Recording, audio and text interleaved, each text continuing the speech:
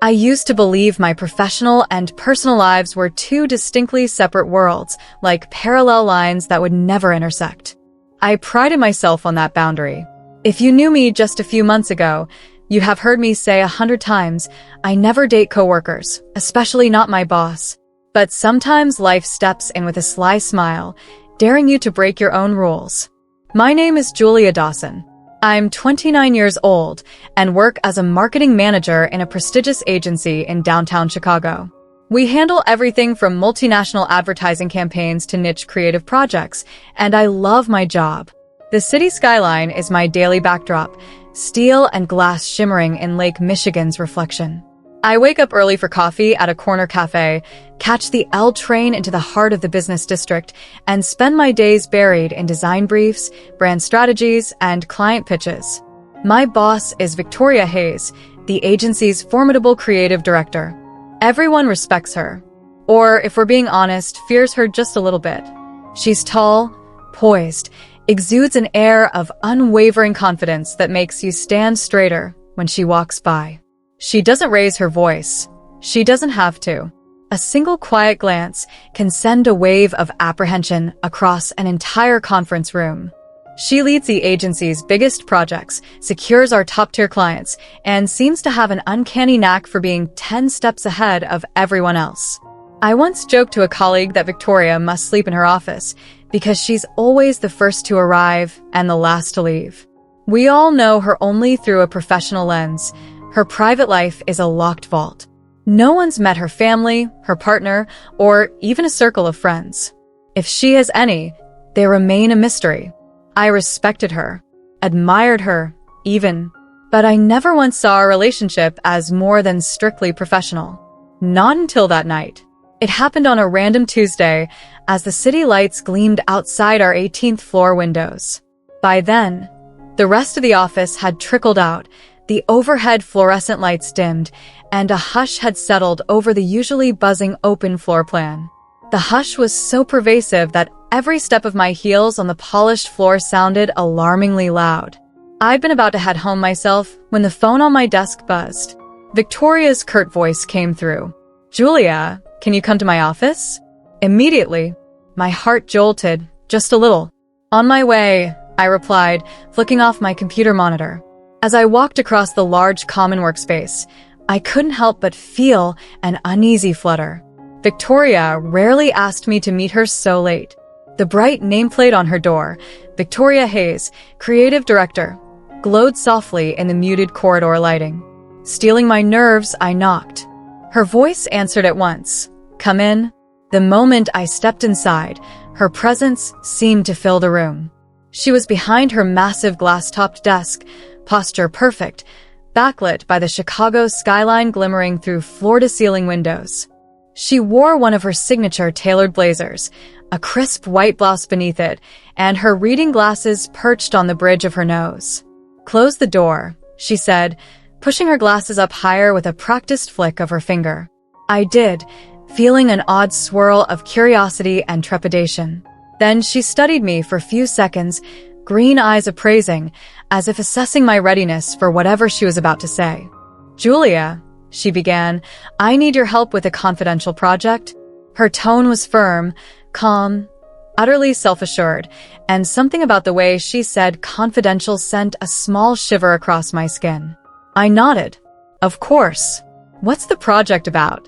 She leaned forward, folding her hands. We've just secured a new client, Stanton and Company, a financial firm pivoting into lifestyle branding.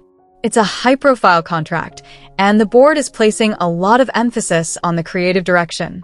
Since you lead our marketing team, I want you directly involved in conceptualizing the campaign. A flash of pride welled in me. This was a huge opportunity. But I also wondered if there was a catch. I'm honored. So, what do you need me to do? Her lips curved slightly, a smile so subtle, I almost missed it. We'll be working very closely on this. The project details are sensitive. Stanton wants everything locked down until final approval, which means you and I will handle the majority of strategy sessions ourselves. We'll bring in the rest of the team only when necessary. Understood?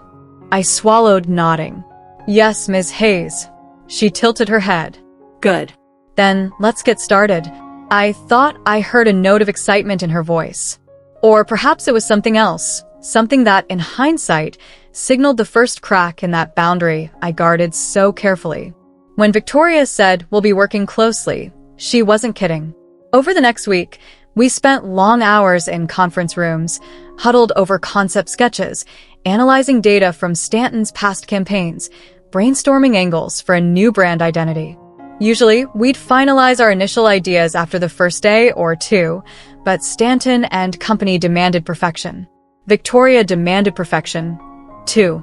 We started meeting after regular work hours. The agency's environment was easier to navigate when the chatter died down, the phone stopped ringing, and no other colleagues hovered around. Each late session was the same. We'd order takeout, spread files across a big table, and attempt to forge a winning concept. Meanwhile, I tried very hard to ignore the subtle swirl in my stomach whenever Victoria sat too close or gave me one of her laser-focused stares. One night, we were halfway through piles of data when she leaned back in her chair. The overhead light glinted on her dark hair. She shut her laptop, exhaling, and pressed 2 fingertips to her temple. I paused. "Are you okay?" She nodded. "Fine, just a headache." This is all a bit draining, even for me. There was something in her expression, a crack in her usual impenetrable armor.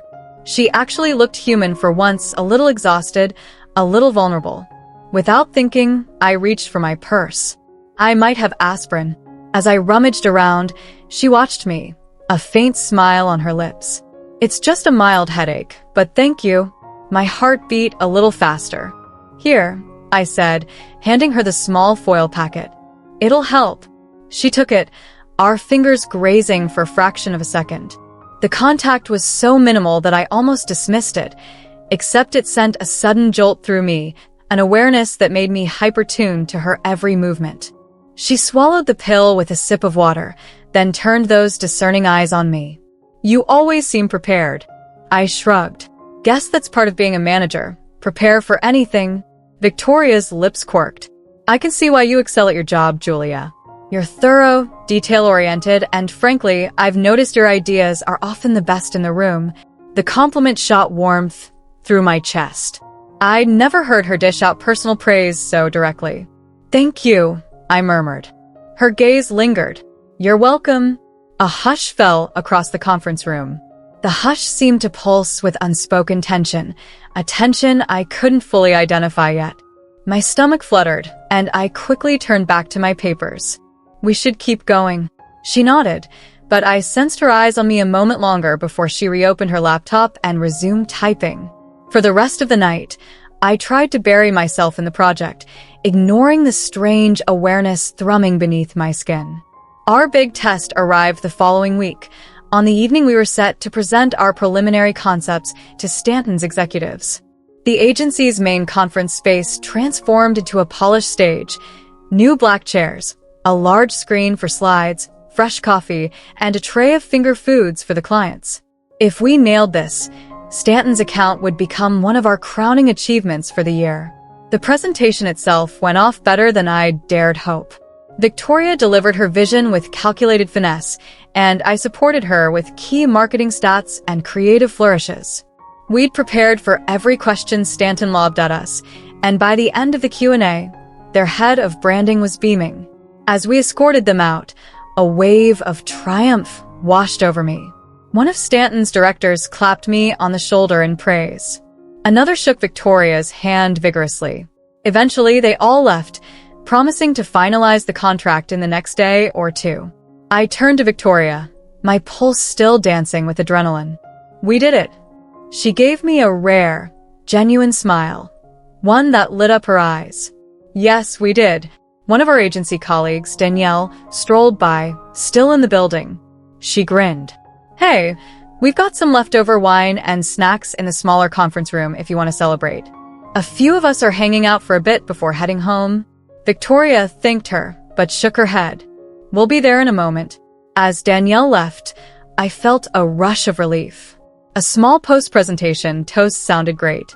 But before I could say anything, Victoria quietly gestured for me to follow her back into the now empty main conference space, where a bottle of wine and 2 glasses remained on a side table, presumably for the final celebratory toast with the Stanton execs. They'd left it behind in their eagerness to depart. I raised an eyebrow as Victoria moved gracefully across the room. She lifted the bottle, examining it. "They didn't even open this," she said, amusement lacing her tone. "Might as well put it to good use." She poured 2 glasses. I took one, my breath still hitching from the excitement of the presentation. "To our success, then," I said, lifting my glass. "To our success," she echoed, clinking her glass lightly against mine. We sipped in silence for a moment, letting the tension of the day slip away. Outside, the city was cloaked in darkness, with golden orbs of light dotting the horizon. The overhead fluorescents were off, replaced by dim wall sconces, giving the space an intimate glow. "Julia," Victoria said quietly, stepping closer, "you were brilliant today." My cheeks warmed. "Well, you gave me the chance to." She shook her head, cutting me off. "No false modesty. I couldn't have done this without you." I swallowed, my pulse drumming louder in my ears. She set her glass down on the polished table behind her. The closeness of her body, the low timbre of her voice, the faint smell of her perfume. Every sense was on high alert. It was then I noticed something unusual in her eyes. An intensity, yes, but also a vulnerability.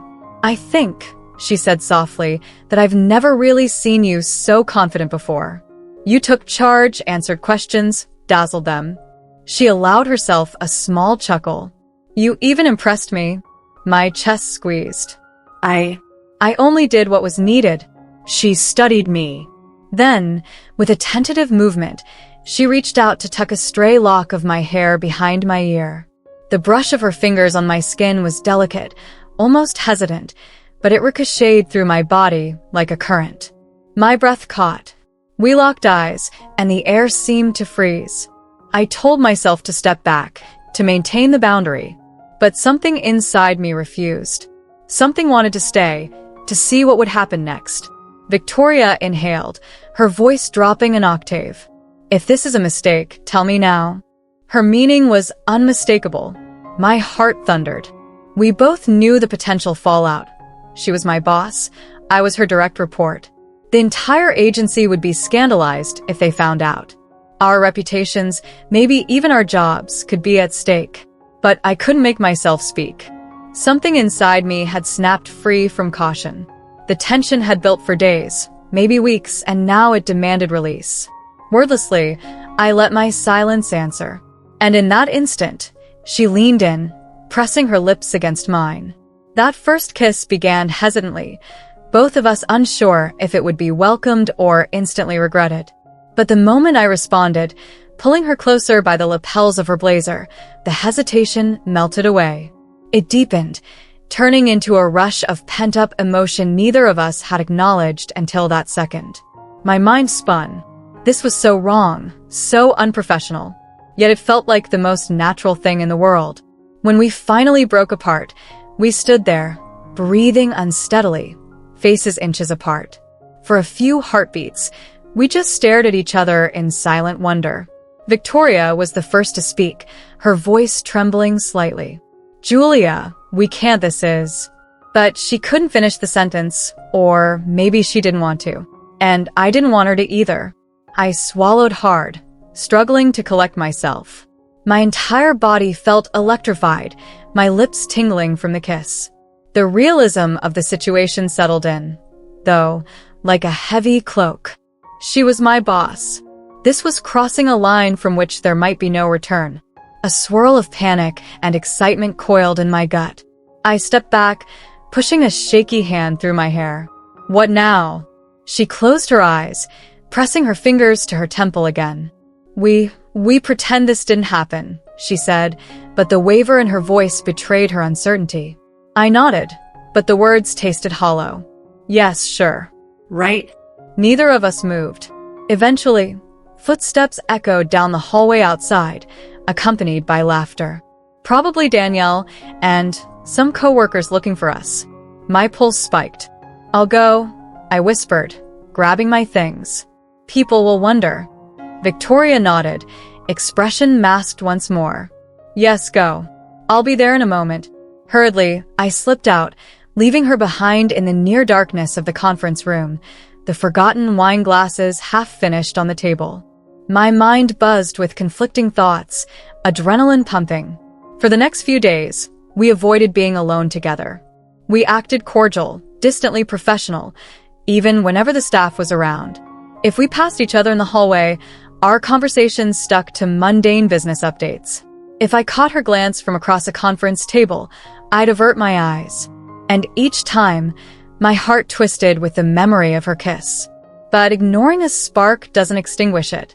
If anything, it made it burn brighter, overshadowing every piece of logic screaming at me to remain sensible. The tension grew. It was impossible to hide in a high-profile agency, especially since we still had to collaborate on Stanton's campaign. We'd meet in her office or the break room, carefully maintaining a polite distance, but the undercurrent of attraction crackled in the air. One Friday evening, as the sun dipped below the Chicago skyline, she sent me a message on the company chat. "Need to see you in my office. Urgent." I felt a pang of dread. Had I messed something up on the Stanton account? Or was this about us? My steps were shaky as I made my way. I knocked softly. Her voice responded. "Come in." Inside, Victoria sat behind her desk, posture rigid, face etched with tension. She gestured for me to shut the door. I did, swallowing around a lump in my throat. We locked eyes, and an unspoken weight pressed down between us. "Is everything all right?" I asked quietly. She took a moment, seemingly trying to gather her thoughts. "Julia," she began, "we need to talk about what happened the other night." My pulse was in my ears. "Yes." She set down the pen in her hand, focusing on me. "I can't get it off my mind, but this is a bad idea." My heart twisted. "You regret it?" She shook her head, lips drawing into a tight line. "No, that's the problem. I don't regret it, but we both know the risks. We can't let personal feelings compromise our careers." I stared at her, chest tightening. "Is that what this is to you? As a threat to your careers?" She flinched, as though my words stung. "This isn't just about me. You could get hurt, too. Gossip travels fast in this agency. If someone found out, you'd be labeled, ridiculed, or worse. I don't want that." Her voice softened at the last sentence, betraying real concern. My anger deflated. "But what do you suggest we do? Pretend it never happened? That we don't want it to happen again?" She exhaled, pressing her fingertips to her temple. "I'm not sure." A heavy silence lingered. Then she looked up, her eyes filled with a longing that mirrored my own. "I'm torn, Julia." Suddenly, the vulnerability in her face was so raw that I closed the distance and tentatively placed my hand over hers. She stiffened for a moment, then relaxed, letting me intertwine our fingers. Her voice trembled. "I feel like a hypocrite, telling you we shouldn't, yet desperately wanting." She stopped and I understood, because I felt the same. My voice wavered. I don't know either, but I know I can't forget about it." For an instant, we hovered on the brink of another kiss, breath mingling. But a loud knock on the door made us both jolt. Panicked, I snatched my hand away, stepping back. Victoria cleared her throat, calling, "Just a moment." I scrambled to gather my composure as she did the same. She motioned for me to slip out the side door that opened into a small corridor. I did, heart pounding, slipping away just as one of our coworkers entered her office from the main entrance to discuss some mundane scheduling matter. Walking down that corridor, I felt the ache of an unresolved conversation, the ache of wanting something we'd both said we couldn't have. Fate, it seemed, had other plans. A couple of weeks later, the agency hosted its annual corporate soiree, a grand networking event where we invited clients, partners, and prominent figures in the marketing world. Set at a fancy downtown hotel ballroom, it featured live music, an open bar, and enough schmoozing opportunities to make your head spin. Normally, I'd have been excited. I like dressing up, enjoying cocktails, and mingling in a setting far removed from the daily office grind. But this year, my anxiety was sky high. I couldn't stop thinking about Victoria. Would we be forced to interact? How would we act in front of others? My mind churned with possibilities. I arrived at the event in a sleek black cocktail dress, feeling a little self-conscious about how much effort I'd put into my hair and makeup. The ballroom shimmered with chandeliers and tall arrangements of fresh flowers. Jazz music flowed from a small stage. Groups of coworkers and clients mingled at round tables or at the bar. I greeted a few people, forced small talk, tried to laugh at jokes. But I was on autopilot. My eyes kept flicking around the room, searching, or maybe just bracing for her appearance. She arrived fashionably late, stepping through the doors with an effortless confidence that made heads turn. She wore a dark green cocktail dress that hugged her figure, her hair in an elegant twist. My heart fluttered. I attempted to hide behind a group of colleagues, but after a few moments, our gazes inevitably locked across the crowded floor. A faint, unspoken acknowledgement passed between us. I sipped a champagne flute, feigning calm, as she navigated the room, greeting important clients. A swirl of tension coiled in my stomach, urging me to approach her, talk to her, do something. But there was a risk. The entire agency staff was here, along with dozens of industry professionals. We needed to keep up appearances. Eventually, I ended up near the dance floor, chatting with a vendor.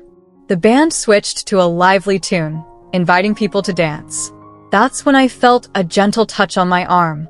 I turned, and there she was, Victoria, so close I could see the subtle shimmer of her lipstick. "Dance with me," she said softly, voice barely audible over the music. My breath caught. I cast a nervous glance around. "Are you sure?" She gave a small nod. "Just a dance. To talk." I hesitated, then placed my hand in hers. She led me onto the dance floor, where couples were swaying in loose pairs. We found a small space amidst them. As her palms settled on my waist, a tingle shot through me. We began a slow, inconspicuous dance. If anyone glanced our way, we appeared merely as two colleagues enjoying the party. But to me, it felt like stepping into another world. Her eyes glinted under the soft lights. "I've been trying to keep my distance," she murmured, "but it's not working." My throat tightened. "Me too." A swirl of movement brought us closer. I felt the warmth of her body, the scent of her perfume. "Julia," she whispered, "I can't stop thinking about you." My entire body quivered with relief at hearing her words. I leaned in, so only she could hear me. "I feel the same.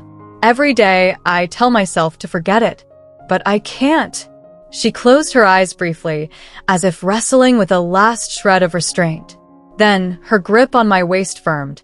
"After this dance, there's a side corridor that leads to a small outdoor patio. Meet me there in 5 minutes." I nodded, excitement and dread rolling through me. 1,000 possibilities flashed in my mind. This is insane.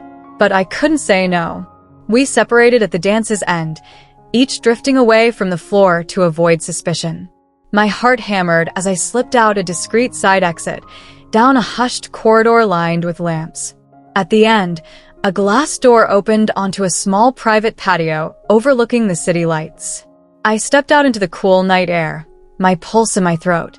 Moments later, Victoria appeared. She quietly shut the door behind her, shutting out the music and chatter. We were alone, the city's glow enveloping us. She approached, and without a word, she reached for my hand, pulling me gently closer. "I tried to do the right thing," she said, voice filled with raw honesty. "I thought pushing you away would protect us both. But I can't." I pressed a hand to her cheek, marveling at the vulnerability in her eyes. "I don't want you to," I admitted. "I'm tired of pretending." She inhaled sharply, and then her mouth was on mine, the kiss fierce with pent-up desire. The hum of city traffic below became a distant backdrop as our small world narrowed to just us, her lips, her warmth, the soft night air. It felt like a confession, an admission we'd been trying to avoid. When we broke apart, we breathed in unison, foreheads resting against each other. In that moment, I knew there was no going back. We would face the consequences, whatever they might be. The aftermath of that night was a blur of secrecy and stolen moments. We started texting each other late, always on personal phones, never our work accounts. Our messages were half-coded, half-flirtatious. We arranged to meet in tucked-away cafes where no one from the agency would recognize us. We had secret dinners, hidden from prying eyes. At work, we were more disciplined, never letting our gazes linger too long, never exchanging more than cordial remarks unless we were behind closed doors. It was exhilarating and terrifying. Every day I expected to find a flurry of rumors, maybe an email from HR requesting an urgent meeting. Yet the agency remained blissfully unaware, for the time being. But living in the shadows was exhausting. Eventually, we had to ask ourselves if it was worth continuing. The question hung in the air each time we parted ways at night, stepping onto separate trains or slipping into different cabs. Then, one warm afternoon, Victoria requested I accompany her on a short business trip to New York. Stanton and company wanted us to refine some final elements of their brand strategy, and the most efficient way was an in-person session at their Manhattan headquarters. I was thrilled at the chance to travel, but also anxious. Would this trip provide more opportunities to be alone together, or would we have to keep a professional facade the entire time? The flight was uneventful. We landed at LaGuardia and took a taxi to the client's office in Midtown, discussing strategy the entire ride. The meeting went smoothly, leaving us with a free evening before our return flight the next morning. Stanton put us up at a nearby hotel, booking separate rooms, a necessity for any two employees traveling together. After dinner with the clients, Victoria and I retreated to our rooms. I felt a hollow ache thinking she was just one floor away. An hour later, a discreet knock sounded at my door. I opened it to find her standing there, eyes flicking down the hallway as if to confirm no one was watching. She stepped inside wordlessly. The tension flared.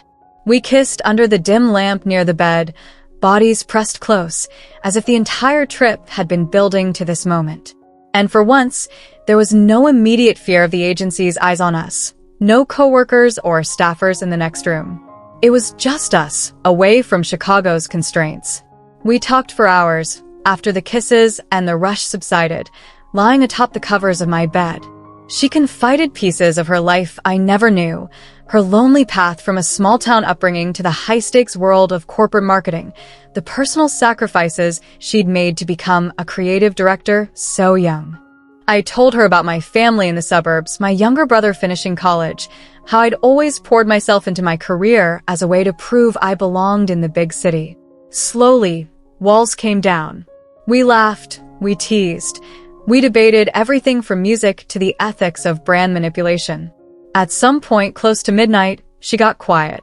"Julia," she said softly, "I don't want this to be a secret forever." My breath caught. "But the agency—" She nodded, a small frown tugging at her lips. "Yes. It's complicated. I'm your boss. There are policies. The board might see it as a conflict of interest. But I'm tired of pretending you don't mean more to me than just an excellent marketing manager." My heart soared and sank in tandem. This was what I wanted. But it also meant placing both our careers on precarious footing. "What are you suggesting?" She rolled to face me, pressing her palm lightly to my cheek. "That maybe we need to be honest. With ourselves and, eventually, with everyone else." I studied her face, a swirl of love and apprehension in my chest. "What if that means one of us has to leave the agency?" She bit her lip. "Then we face it. Together." Tears stung my eyes unexpectedly. The thought of leaving the job I adored was terrifying, but the thought of losing her already hurt more. I nodded, voice wavering. "Okay, we'll figure this out." That night, I fell asleep cradled against her, feeling more at peace than I ever had, even as the specter of big decisions loomed in the background. Over the next few weeks, we continued to juggle secrecy at work, but the weight of it grew heavier. It was as though each moment of closeness, each private exchange of smiles, reminded us that we were living a double life. People at the agency noticed something off, but no one suspected the truth, at least not yet. Then came a defining moment. Late one Friday, Victoria asked me to step into her office. Her eyes glowed with determination. Once the door clicked shut, she blurted, "I can't keep this hidden. It's killing me to act like we're nothing but colleagues." My stomach flipped. "What do you want to do?" She paced by her desk. "I've requested a meeting with HR on Monday. I want to declare our relationship. Let them decide if it's permissible under the agency's guidelines. If it isn't, then I'll resign." My heart lurched at her statement. "You what?" She stopped pacing, took my hands. "I've thought about it. I won't stand by and watch you sabotage your future here. You're brilliant at your job. The agency can't afford to lose you. If someone has to leave, it'll be me." A surge of emotion clogged my throat. "You can't do that," I whispered, tears burning my eyes. "You've built your entire career. This position is your life. You love it." She gave me a sad smile. "Not more than I love you." Tears spilled over. I didn't even realize I was crying until she pulled me into her arms. We stood there in the glow of her desk lamp, the city's night sky behind us, hearts racing with the gravity of what we were about to do. In that raw moment, I understood that love sometimes demands everything. Our illusions of controlling life's compartments, of keeping lines neat and tidy, those illusions were shattered. But the shards of that old worldview gave way to something more honest, more profound. "I'll stand beside you," I murmured. "No matter what." She gently brushed a tear from my cheek. "We'll face it then." On Monday, we parted ways that night, each lost in our own swirl of excitement and dread. But on the subway ride home, I noticed something new inside me. Hope. Because in choosing to be honest, we were choosing a future that might be complicated, but it would be real. No story ends neatly, with all the pieces magically falling into place at once. But sometimes, the promise of a shared path is enough. Early Monday morning, Victoria met with HR. The discussion was thorough, uncomfortable in spots, but not disastrous. As it turned out, the agency had no official policy outright banning relationships between consenting adults, though they strongly discouraged direct report romances. The compromise was clear. To remain with the agency, one of us would have to move to a different department or role that didn't report directly to the other. Or we'd have to structure ourselves so that there was no conflict of interest in the chain of command. It wasn't easy. We spent weeks negotiating an internal shift that allowed me to transition into a separate division, still in marketing, but not under Victoria's direct supervision.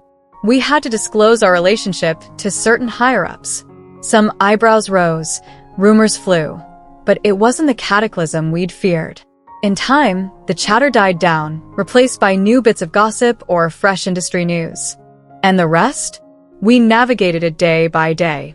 Some nights, we stayed late at the office, finishing our separate projects, then walked out hand in hand. We tried new restaurants, hosted each other for quiet evenings in. We occasionally endured pointed stares from colleagues or awkward curiosity from friends, but it lessened with each passing month.